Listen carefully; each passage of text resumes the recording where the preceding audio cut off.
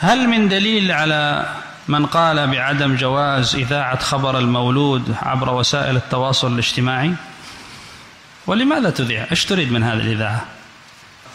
ما هذا؟ صرنا كالمجانين في هذه الوسائل، نخرج أخبار البيت وأخبار الأخوات والعمات غلط. ما أنصح بهذا أبدا. اجعل هذه الوسائل للعلم، للاستفادة فقط. ثم ألا تخشى على نفسك من العين؟ قد تصاب بالعين، والعين حق. وبعضهم يصور كل شيء تصوير ويرسل إلى وسائل التواصل، انظروا انظروا.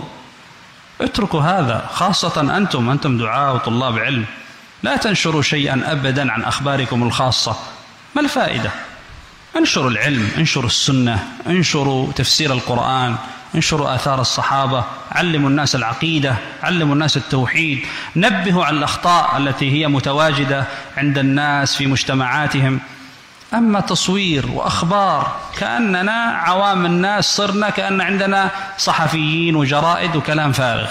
لا ينبغي أبدا لطالب العلم ولا ينشغل بهذه الأشياء. ضمن فعاليات دورة الإمام المزني السلفية الإندونيسية الأولى